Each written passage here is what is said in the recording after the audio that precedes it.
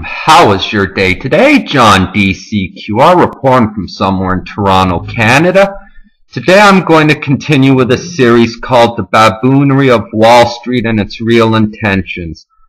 I am going to give a commentary on two articles written by Brian Montopoli, so let's get started. His first article I'm going to do a commentary is called Occupy Wall Street, More Popular Than You Think, and it was published on October 13th, 2011 at 3:35 p.m. So let's get started. The conservative criticism of the Occupy Wall Street movement is that it is a growing mob House Majority Leader Eric Cantor of shiftless protesters, the Tea Party expressed, engaged in class warfare, GOP presidential candidate Herman Cain, whose grievances, whatever they are far outside the political mainstream.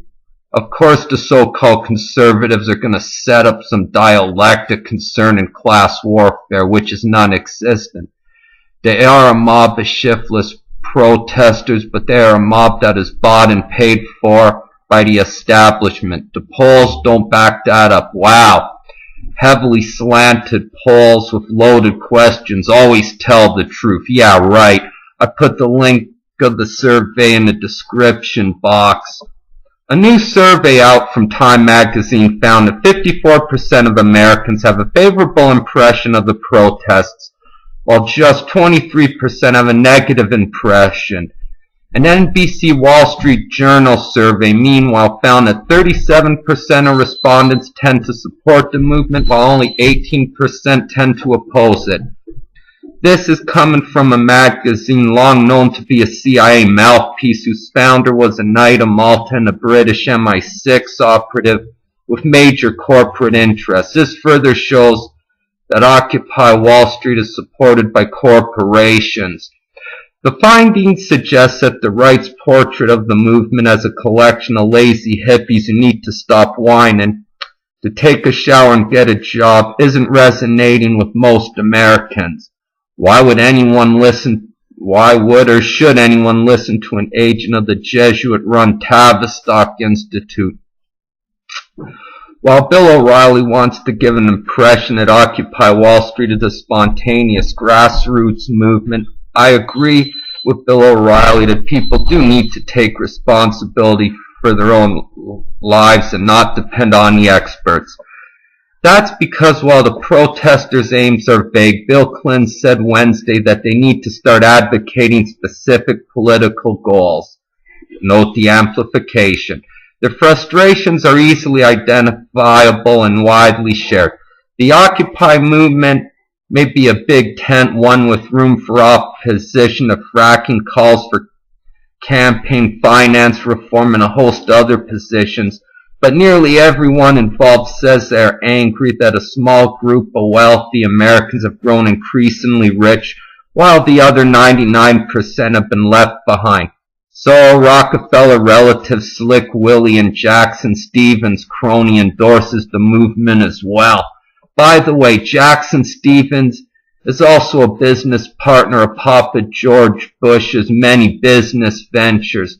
Being angry of a small group of wealthy Americans, let's face it, Occupy Wall Street is just another shakedown operation based on the original Robin Hood story. Rob from the undeserving rich to give to the deserving rich. Continuing.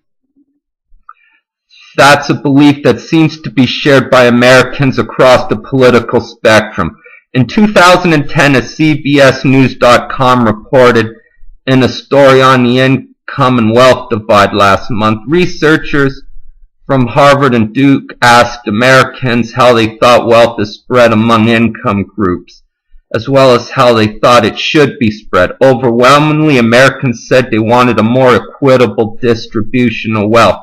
They also underestimated just how large the wealth divide has grown. Remember, believing in something does not make it true. But it's great for occultation, but that's a topic for another discussion. As the study's authors noted, all groups, even the wealthiest respondents, desired a more equal distribution of wealth than what they estimated the current United States level to be. Republicans, Democrats, Independents, as well as rich, middle class, and poor all said wealth shouldn't be concentrated among the highest earners. Remember what I said about Robin Hood, it's pivotal. That goes a long way towards explaining the Occupy movement's potential staying power and cultural resonance. While most Americans wouldn't camp out in the freewheeling quasi-society that has sprung up in lower Manhattan, a vast majority seem to share the protesters' sense that the economic deck is stanced. Remember, they've seen the government bail out the banks and help create the economic crisis, seen corporate profits hit all-time high after all-time high, seen CEO pay balloon to 350 times that of the average worker. Where do they come up with these statistics? They've seen average hourly earnings adjusted for inflation stagnant for a half a century, while CEO pay increased 300% since 1990. They've seen social mobility decline and friends and neighbors join the ranks of long-term unemployed, while the wealthiest Americans have had their tax burden reduced and increased their share of the nation's wealth. For details behind these statistics, see the extraordinary valuable graphics put together by Business Insider. Yeah, that's in the, I'll put the link in the description box for your interest.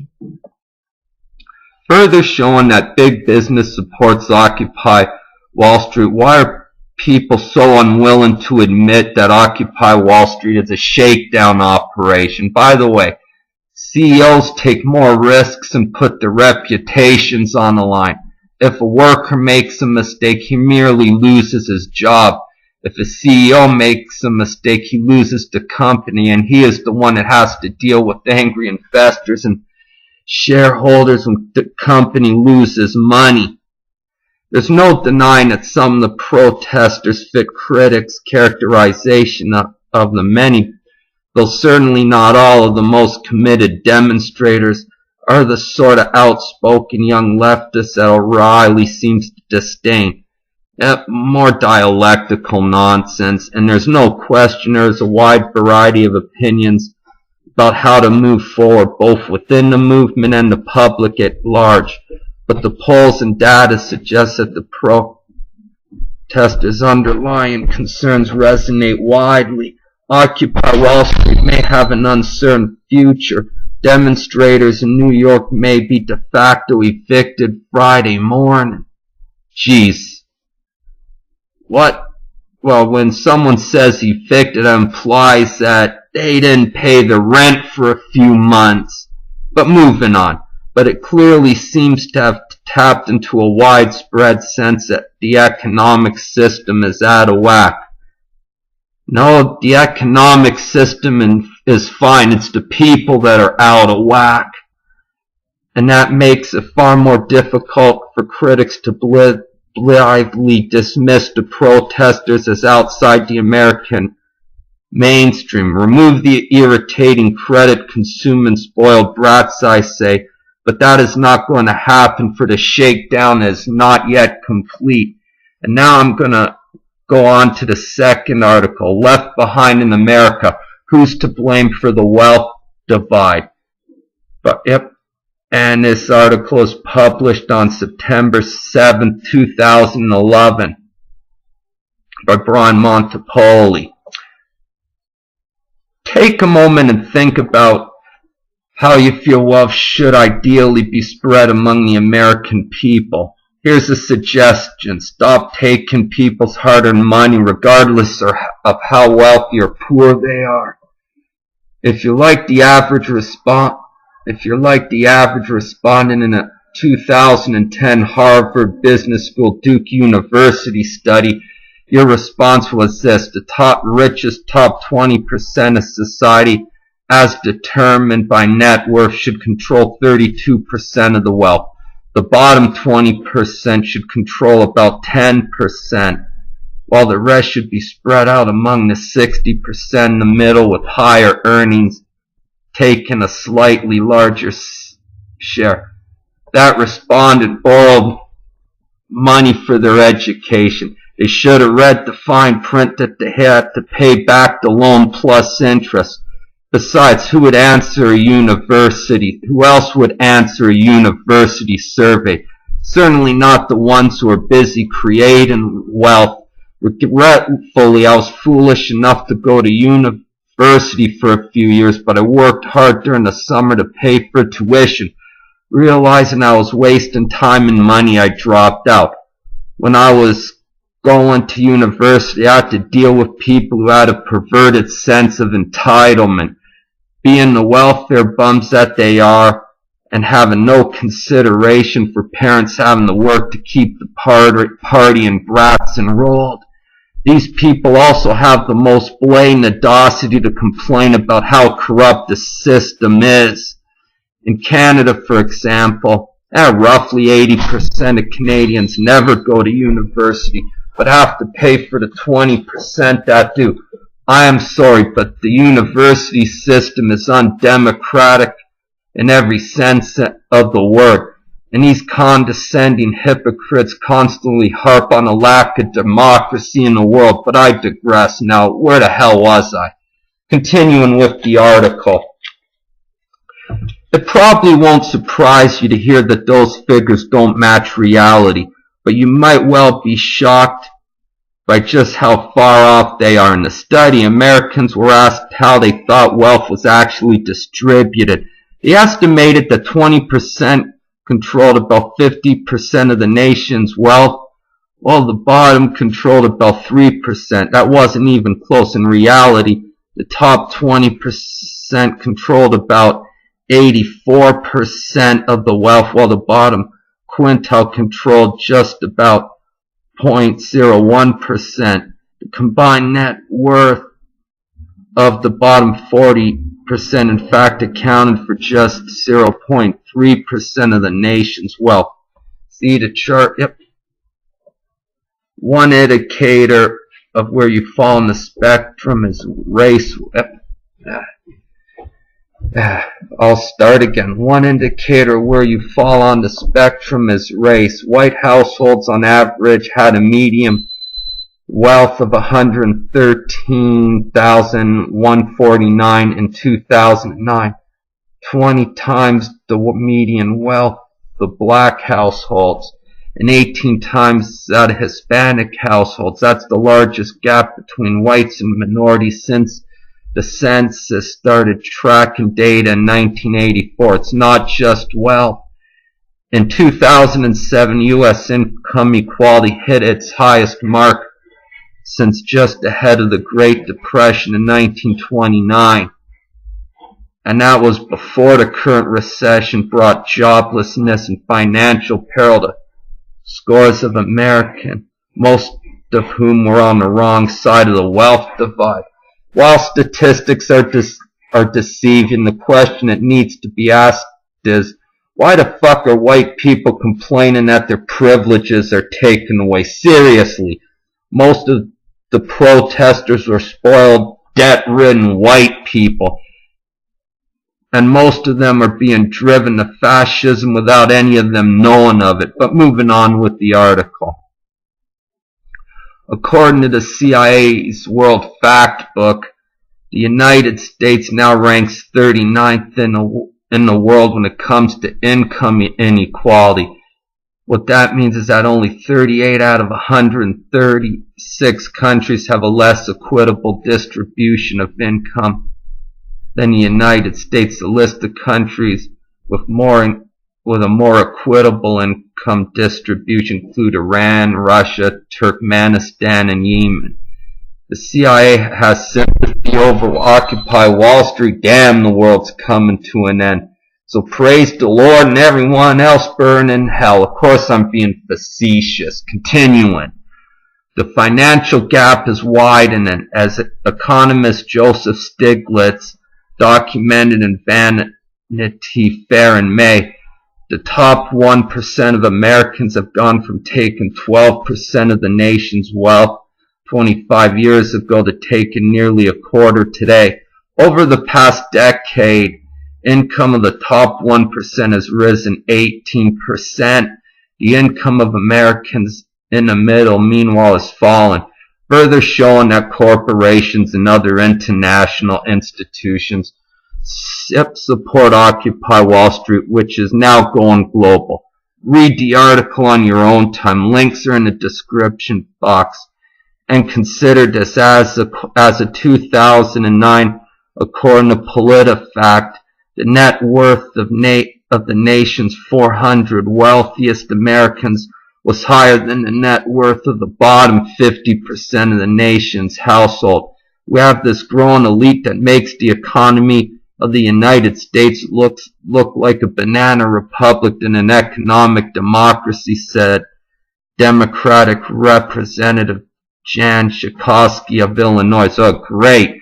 Now America's hit squad, the Mossad, supports Occupy Wall Street as well. Yes, Michael Moore has connections to the Mossad as well as other agencies and vested interests. Oh, and there was a bunch of nasty people in those protests that wanted to blame it all on the Jewish bankers. I'll talk about more of that in another series. There isn't a one-sentence explanation for why America's wealth gap is wider than Americans say they want it to be and why it is growing ever wider. But a good place to start is with the decisions made by elected officials, many of whom are themselves in the top 1%. That's because the top 1% take the most risk. Get a clue, morons. Why is Congress a millionaires club? Yeah, it is, but so what? People are still stupid enough to elect them in the first place.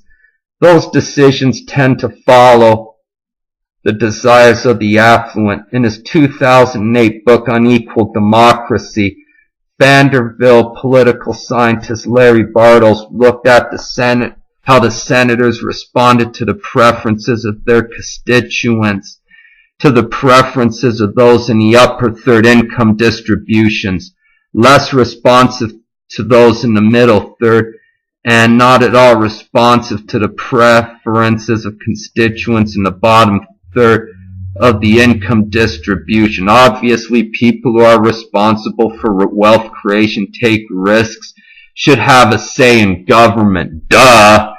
In other words, the data suggests that if you're in the bottom third in terms of income, it really doesn't matter what you think. Your senator effectively doesn't care. Senators are not legally required or morally obligated to care for anyone's sorry ass, i.e. irresponsible people. A bias towards the desires of the wealthiest Americans has resulted in policies that critics say exacerbate the wealth and income divide. I wonder who those critics are. But moving on. Among them, reduced capital gains tax rates, deregulation of the financial system, and a reduction of tax rates on high earners. They say many politicians largely serve the wealthy and leave those on the bottom behind, pointing out that the minimum wage is currently lower than it was 30 years ago after accounting for inflation. Yes, people have to realize that wealth redistribution schemes do not benefit the poor in any way or hurt the rich. But moving on. The growing wealth gap is not an accident or a force of nature. It's clearly the result of public policy, say Schakowsky. No, it is a result of people not taking responsibility for their own lives. The Illinois lawmaker acknowledges that her party deserves some of the blame. In 1999, many Democrats voted for the repeal of the Glass-Steagall Act, separating commercial and investment banks, which most economists say contributed to the 2008 meltdown. Schakowsky did not vote for the repeal, but she says Republicans are largely responsible for the widening income gap, pointing to a policy-based attack on organized labor and other initiatives. I gotta love the wonderful world of partisan politics. I would say that much more of this has to be laid at the feet of the Republicans, she said. Surely the way out is being blockaded by the Republicans. I don't know that there's any economist right now that would say it's more important to reduce the debt and deficit than to spend and create jobs to stimulate the economy. It's just wrong. Admittedly, there are certainly corrupt and irresponsible people in high places. History repeatedly shows that. However, the trouble with letting George do it is that George never has other people's interests in mind, and if he did, then he would be irresponsible. Schakowsky introduced a bill earlier this year to increase marginal tax rates for those making more than $1 million to 45%, with the marginal rate going up to 49% for income over $1 billion. We need tax fairness in this country, and the Republicans right now are on a crusade against low-income people, she said. Fairness is a non-word. It does not exist in the world. Conservatives reject this formulation. Kevin A. Hassett, a senior fellow at the American Enterprise Institute, says that the focus should be poverty, not inequality. He calls it immoral and unethical for Democrats to push a spread the wealth philosophy. Hassett points out to Democratic efforts to increase the marginal tax rate in individuals, a position some Republicans have deemed class warfare.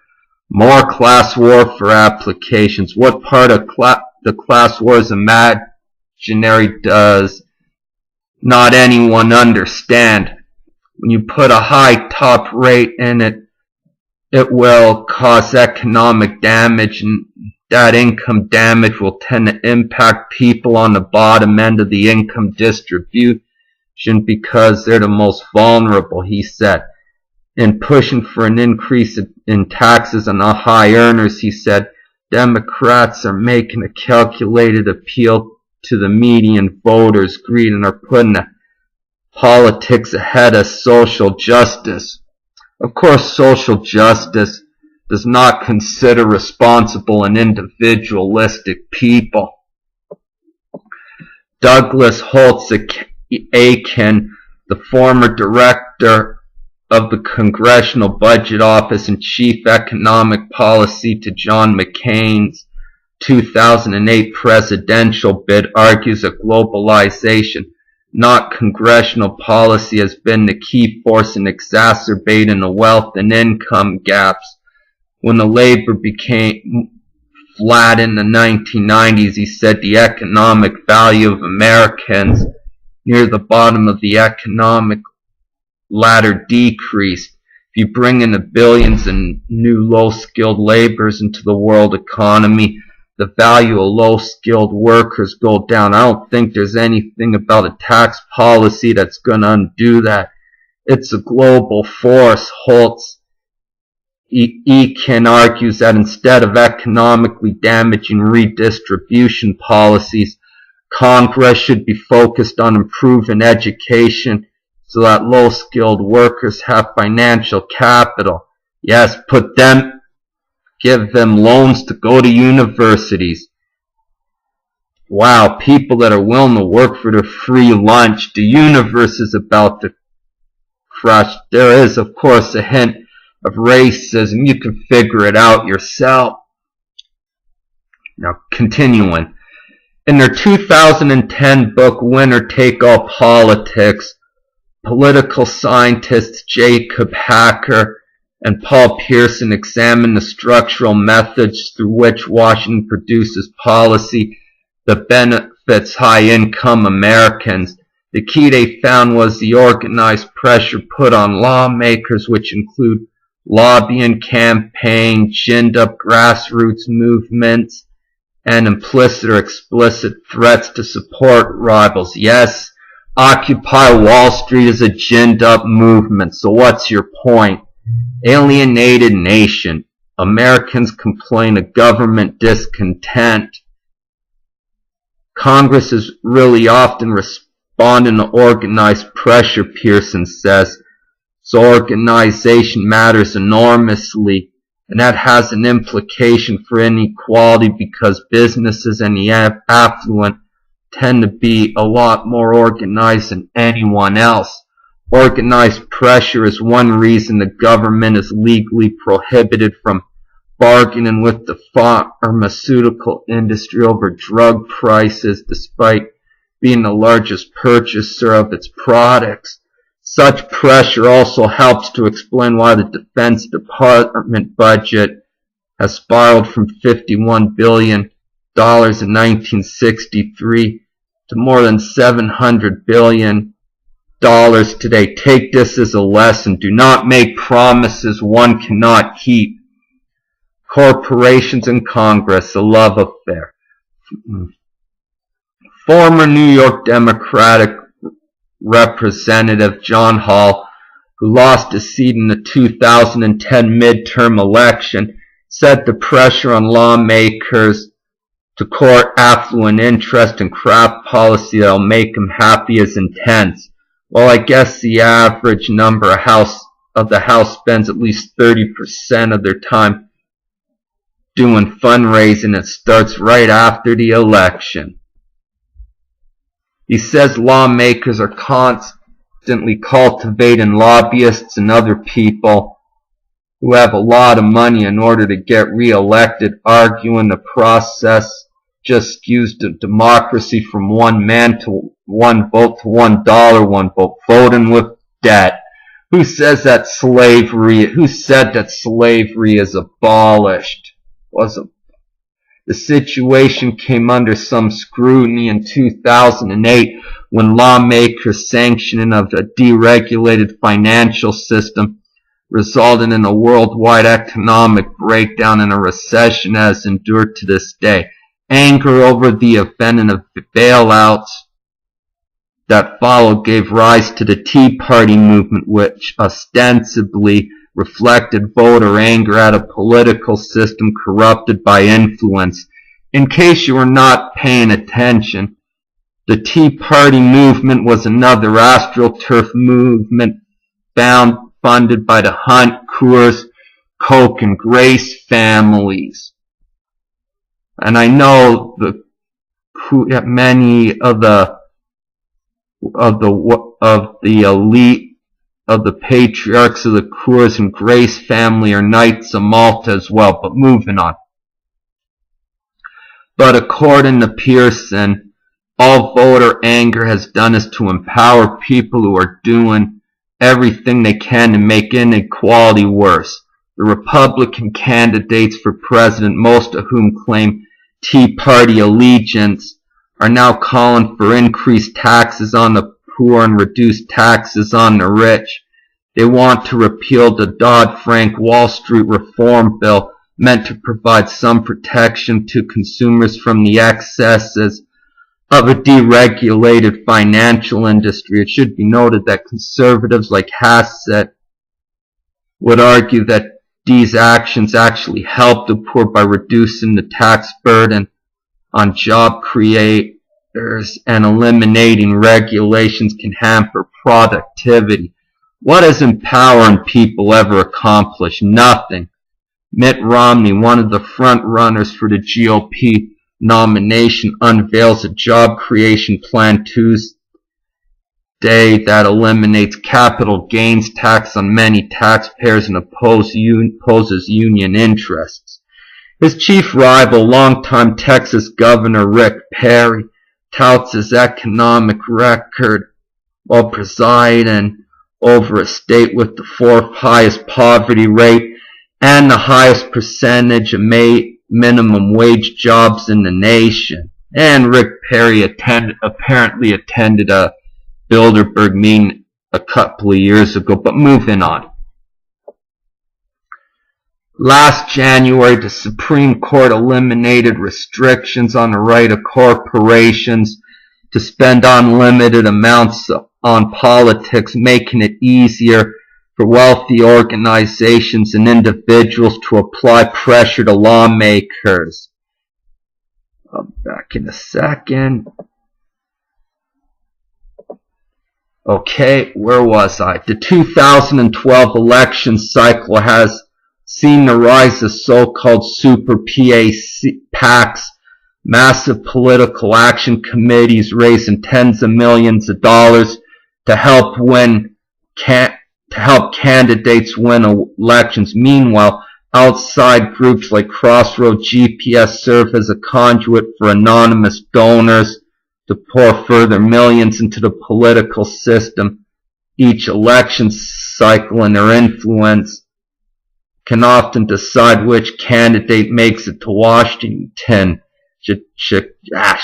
Tchaikovsky says the influx of hundreds of millions of dollars in the political system explains why Americans cast ballots for lawmakers who back policies that widen the income gap. Yes, why do people still vote? This just makes me wonder. But moving on. The electoral environment is very skewed right now to the wealthiest Americans, she says. Yes, and she probably takes money from political action committees as well, but I digress. Pearson argues that since it's effectively impossible to get money out of politics, the best hope for the middle and lower classes is to organize and exert pressure that counterbalances and influences the wealthy. Some of such groups like the AARP already exist, and organized labor has long been a major force in politics. Yes, and they're kissing cousins of big business as well. Though the labor movement has suffered a decades-long decline in membership and influence.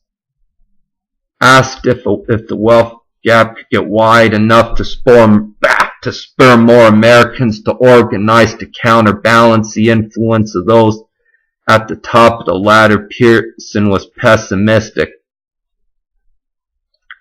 I'd like to say that, he said, but there's none in the experience of the last couple of decades that makes me confident that when people get frustrated, they'll produce the kind of politics that are going to reverse things. One of the joys of living in a pluralistic society is that the rule of law is disregarded if it conflicts with any vested interests. Deal with it, and I'm out of here. See you next time. Majority Leader Eric Cantor. Of shiftless protesters, the Tea Party expressed engaged in class warfare, GOP presidential candidate Herman Cain, whose grievances, whatever they are far outside the political mainstream. Of course, the so-called conservatives are going to set up some dialectic concerning class warfare, which is non-existent. They are a mob of shiftless protesters, but they are a mob that is bought and paid for by the establishment. The polls don't back that up. Wow. Heavily slanted polls with loaded questions always tell the truth. Yeah, right. I put the link of the survey in the description box. A new survey out from Time magazine found that 54% should anyone listen to an agent of the Jesuit-run Tavistock Institute. While Bill O'Reilly wants to give an impression that Occupy Wall Street is a spontaneous grassroots movement, I agree with Bill O'Reilly that people do need to take responsibility for their own lives and not depend on the experts. That's because while the protesters' aims are vague, Bill Clinton said Wednesday that they need to start advocating specific political goals. Note the amplification. Their frustrations are easily identifiable and widely shared. The Occupy movement may be a big tent, one with room for opposition to fracking, calls for campaign finance reform, and a host of other positions, but nearly everyone involved, percent of Americans, have a favorable impression of the protests, while just 23% have a negative impression. An NBC Wall Street Journal survey, meanwhile, found that 37% of respondents tend to support the movement, while only 18% tend to oppose it. This is coming from a magazine long known to be a CIA mouthpiece, whose founder was a Knight of Malta and a British MI6 operative with major corporate interests. This further shows that Occupy Wall Street is supported by corporations. The findings suggest that the right's portrait of the movement as a collection of lazy hippies who need to stop whining, to take a shower and get a job isn't resonating with most Americans.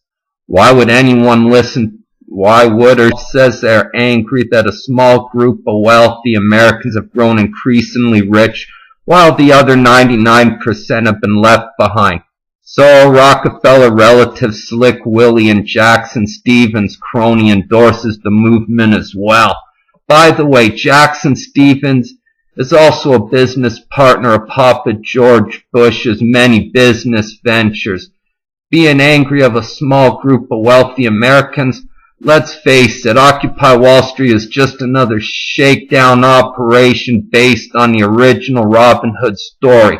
Rob from the undeserving rich to give to the deserving rich. Continuing. That's a belief that seems to be shared by Americans across the political spectrum. How was your day today? John DCQR reporting from somewhere in Toronto, Canada. Today I'm going to continue with a series called The Babboonery of Wall Street and Its Real Intentions. I am going to give a commentary on two articles written by Brian Montopoli, so let's get started. His first article I'm going to do a commentary is called Occupy Wall Street, More Popular Than You Think, and it was published on October 13th, 2011 at 3:35 p.m. So let's get started.